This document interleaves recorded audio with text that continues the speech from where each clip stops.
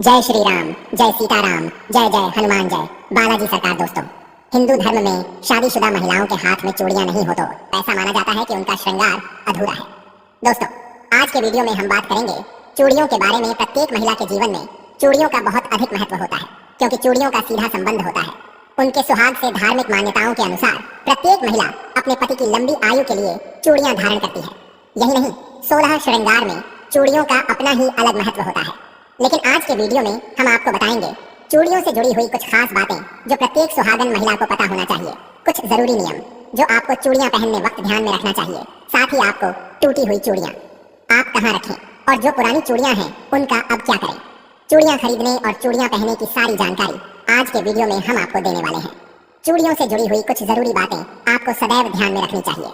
सबसे पहले आपको बता दें कि जब भी आप चूड़ियों को धारण करें तो आपका मुंह दक्षिण दिशा की ओर ना हो। इस बात का सदैव ध्यान रखेंगे। मार्केट में वैसे तो आपको बहुत तरह तरह की चूड़ियां मिल जाएंगी, लेकिन जो सबसे शुद्ध चूड़ियां मानी जाती है हमारे यहाँ वह होती है कांच की चूड़ियां। लेकिन कई बार होता है न कि कांच की चूड़ियां जब खरीदने जाते हैं तो उनमें से कुछ चूड़ियां जो होती हैं वो चिटकी हुई निकल जाती हैं। तो ऐसी चूड़ियों को आप सदैव चेक कर लें, इसके बाद ही धारण करें। मान्यता है कि बेटियां यदि आपने कलाई में टूटी हुई कांच की चूड़ियां धारण करती हैं तो इससे पिता और भाई को धन हानि का सामना करना पड़ता है। तो सदैव आप चूड़ियों को चेक कर लें। पहले एक एक चूड़ी आप अच्छे से चेक कर लें। अगर इनमें से आपको टूटी हुई चूड़ियां दिख जाएं तो आप इन्हें निकालकर फेंक सकती हैं, क्योंकि यह टूटी हुई चूड़ियां हैं, इससे आपको कोई दोष नहीं लगेगा। लेकिन अगर आपकी चूड़ियां टूटी नहीं है, पुरानी हो गई है, खराब हो गई है, तो आपको क्या करना है वह भी हम आपको आगे की वीडियो में बताएंगे। अगली बात जो चूड़ियों से जुड़ी हुई आपको हमेशा ध्यान में रखनी चाहिए वह यह कि कभी भी दोनों हाथ में बराबर चूड़ियां नहीं पहननी चाहिए। यानी कि मान लीजिए आपने अपने बाएं हाथ में 9 चूड़ियां पहनी हैं तो दाहिने हाथ में आप सदैव 10 पहनेगी। एक हाथ में कम, एक हाथ में ज्यादा हमेशा चूड़ियां पहनना चाहिए। नियम का पालन पूरा अवश्य करें। अगली बात, कभी भी चूड़ियां धारण करते वक्त माताएं बहनें ध्यान रखें कि उनके जो बाल है वह खुला नहीं होने चाहिए। इन बातों का ध्यान रखना चाहिए। लेकिन यदि आपके बाल छोटे हैं, आप हमेशा बाल खोल कर रखते हैं, बांध कर नहीं रखते हैं, तो ऐसे में आप क्या करें, आप अपने सर पर पल्लू कर लें, इसके बाद ही आप चूड़ियों को धारण करें। अगली बात करेंगे सोने की चूड़ियों के बारे में। कभी भी किसी भी महिला को सोने की चूड़ियां एक ही हाथ में धारण नहीं करनी चाहिए। कई बार ऐसा देखा जाता है कि महिलाएं एक हाथ में सोने की चूड़ियां पहन लेती हैं और दूसरे हाथ में ब्रेसलेट या हाथ में घड़ी पहन लेती हैं, जबकि ऐसा कभी भी नहीं करना चाहिए। आप जब भी सोने की चूड़ियां पहने तो दोनों हाथ में अवश्य पहने। अब बात करेंगे शाखा पॉल या कंगन के बारे में। तो यह जो सुहाग की निशानी होती है, इसके साथ भी एक बहुत ही जरूरी नियम होता है जो मैं आपको बताऊंगा। जब भी आप सिंदूर लगाएं तो जब आप सिंदूर धारण करते वक्त आपकी उंगली में जो सिंदूर का हिस्सा थोड़ा सा बच जाता है, वह सिंदूर आप इस शाखा पॉल या कंगन में लगा लें। ऐसा कहा जाता है कि इससे सुहाग की उम्र बढ़ती है। तो इस बात का ध्यान रखें, जो भी माताएं हमारी शाखा पॉल धारण करती हैं वह नियम अवश्य करें। दूसरी बात, चूड़ियां अपने आप में सुहाग की निशानी है। अगर आपको बहुत ज्यादा चूड़ियां पहनने से आपको कोई दिक्कत है, चूड़ियां पहनने से जिन्हें एलर्जी हो जाती है, तो अगर आप बहुत ज्यादा चूड़ियां नहीं पहन सकती तो आप शाखा पॉल अवश्य धारण करें। इसके बाद आप चाहे तो 2 चूड़ियां हाथ में लगा सकते हैं, और अगर नहीं भी लगती है तो यह अशुभ नहीं माना जाता। अगली बात, मान लीजिए कि आपने अपने हाथों में बहुत ही सुंदर सुंदर चूड़ियां धारण कर रखी हैं और तभी आपके घर में कोई अशुभ समाचार आ जाता है। अशुभ समाचार बोलने का मतलब किसी के मरने की खबर आ जाती है। तो ऐसे में आप इन चूड़ियों को दोबारा कभी भी किसी भी पूजा पाठ में नहीं पहननी चाहिए। कभी धारण ना करें, क्योंकि यह अशुद्ध हो जाते हैं। मान लीजिए कि आपने कोई नई चूड़ियां पहनी हैं और आप किसी पार्टी में गए हैं, किसी रेस्टोरेंट में गई हैं और इन चूड़ियों को पहन के आपने कुछ मांसाहार इत्यादि का सेवन कर लिया। बहुत से लोग मांसाहार का सेवन करते हैं, तो यदि आपने मांसाहार का सेवन किया हुआ है तो इन चूड़ियों को साफ करके दोबारा किसी पूजा पाठ में धारण करें। और दोस्तों, लाह की चूड़ियां बहुत ही शुद्ध मानी जाती हैं। शास्त्रों में बताया गया है कि अगर यह चूड़ियां पहनकर आप कोई पूजा पाठ करती हैं, सुहागिन स्त्रियों को हमेशा सुहागिन रहने का फल प्राप्त होता है। प्रिय भक्तों, हमारे शास्त्रों में बताया गया है कि कभी भी सुहागन महिलाओं या जो कुंवारी कन्याएं हैं वह सफेद या काले रंग की चूड़ियां पहन लेती हैं। उन्हें भूल से भी काले या सफेद रंग की चूड़ियां नहीं पहननी चाहिए, उससे हमें दोष लगता है। कभी भी सुहागन महिलाओं को काले या सफेद रंग की चूड़ियां धारण नहीं करनी चाहिए। सुहागिन स्त्रियों को सदैव पीले, लाल, हरे, गुलाबी रंगों का चुनाव चूड़ियों के लिए सदैव करना चाहिए। चूड़ियों से जुड़ी अगली बात जो आपको सदैव ध्यान रखनी चाहिए कि अपने हाथ की चूड़ियां कभी भी किसी दूसरी महिला को ना दें, ना ही किसी के हाथ की चूड़ियों को आप कभी खुद धारण करें।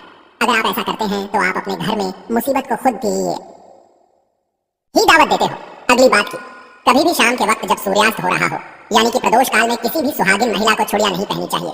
आप रात में धारण करें या दिन में धारण करें, लेकिन सूर्यास्त के समय कभी भी आपको यह कार्य नहीं करना है। एक सुहागिन महिला का हाथ कभी भी एक पल के लिए भी सुना नहीं होना चाहिए, यह बहुत ही अशुभ होता है। इसलिए जब भी आप चूड़ियां बदले तो आप इस तरीके से अपने हाथ में एक दुपट्टा लपेट लें। इसके बाद आप चूड़ियां बदलें, क्योंकि चूड़ियां जब हम उतारते हैं तो हाथ सूना हो जाता है। अगर दुपट्टा नहीं लपेट सकते तो आप रंगीन धागा लपेट लें, लेकिन पूरे हाथ को सूना कभी भी नहीं रखना है। अगली बात, मान लीजिए आपको कोई नई चूड़ी लेनी है। आप सोच रहे हैं कि चूड़ियां पुरानी हो गई हैं, आपको नई चूड़ियां लेनी है, तो इसे आप मंगलवार के दिन ना लें। अगर आपके द्वारा संभव हो तो अब शुक्रवार के दिन चूड़ियां लें, यह बहुत ही शुभ होता है। लेकिन मंगलवार के दिन कभी भी चूड़ियों की खरीदारी ना करें। अब बात करेंगे पुरानी चूड़ियों के बारे में। मान लीजिए कि आपकी जो चूड़ियां हैं वह पुरानी हो गई हैं, जो टूट गई हैं। टूटी हुई चूड़ियों को तो आप क्या कर सकते हैं, लेकिन जो चूड़ियां पुरानी हो गई हैं उनका क्या करें? आप उन्हें इकट्ठा कर लें और इन सभी चूड़ियों को बीच से आप एक रस्सी डाल दें या कोई धागा डाल दें और इन्हें आप एक साथ बांधकर इन्हें आप किसी सुरक्षित स्थान पर रख दें। इधर उधर इन्हें फेंकना नहीं है, कम से कम जानबूझकर तो कभी भी ना फेंके। अपनी सुहाग की चीजों को इधर उधर फेंके, इन्हें आप इकट्ठा करके रख लें और जब भी कभी आप बाहर जाए, नदी किनारे जाए तो नदी में विसर्जित कर दें। अगर आप पुरानी चूड़ियों को फेंक देती है तो आपके पति पर मुसीबत आने की संभावना बनी रहती है। अगली बात, माताएं जो चूड़ियां पीरियड्स के दौरान धारण करती हैं, इसमें कोई संदेह नहीं कि वह अशुद्ध हो जाते हैं। तो आप जिस दिन अपने बाल धोकर स्नान करती है, शुद्ध हो जाती हैं, उस दिन आप अपनी चूड़ियों को उतार कर रख दें और जो नई चूड़ियां हैं उन्हें धारण करें। क्योंकि जो आप पूजा पाठ करते हैं उस दौरान आपको पीरियड्स के दौरान जो चूड़ियां आपने पहनी हुई हैं उन्हें नहीं पहनना, क्योंकि यह अशुद्ध हो जाती है। तो प्यारी माता और बहनों, यह चूड़ियों से जुड़ी हुई कुछ महत्वपूर्ण बातें जो प्रत्येक स्त्री को खास करके सुहागन महिलाओं को पता होना चाहिए, क्योंकि यह कोई साधारण सी बातें नहीं है। यह हमारे सुहाग की निशानियों में से एक है, जिसे हम स्वयं माँ भगवती को भी अर्पित करते हैं। बहनों और माताओं, चूड़ियों से जुड़ी हुई कुछ महत्वपूर्ण बातें हैं जिनका हमें अपने जीवन में पालन करना चाहिए। सबसे महत्वपूर्ण बात अक्सर घरों में देखने को मिलता है कि विवाहित महिलाएं एक दूसरे की चीज को आपस में शेयर करती रहती हैं। किसी सहेली या रिश्तेदार ने बोला कि तुम्हारी बिंदी बहुत अच्छी लग रही है, तो सर से उतारकर फटाफट उसे लगा देती है। शेयर करना अच्छी बात है, लेकिन कुछ चीज ऐसी हैं जिन्हें शादी के बाद एक दूसरे से शेयर करने से बचना चाहिए। खास तौर पर यह 5 चीज ऐसी हैं जिन्हें एक दूसरे का प्रयोग करने से बचना चाहिए। इन 5 चीजों को शेयर करने का मतलब पति पत्नी के रिश्ते का खराब होना माना जाता है। कहते हैं कि इन्हें शेयर करने से रिश्तों में दूरियां आती हैं और सुहाग एवं सौभाग्य को बुरी नजर लग जाती है। मांग का सिंदूर, आंखों का काजल, माथे की बिंदियां, हाथों की मेहंदी, हाथ की चूड़ी और पैरों की पायल, इन्हें भूल से भी कभी किसी दूसरी स्त्री के साथ शेयर नहीं करना चाहिए। आशा करते हैं कि आज की दी गई जानकारी आपको अच्छी लगी होगी। यदि वीडियो अच्छी लगी है तो वीडियो को लाइक जरूर करें और दोस्तों कमेंट बॉक्स में जय सीताराम, जय हनुमान, जय बागेश्वर धाम सरकार जरूर लिखें।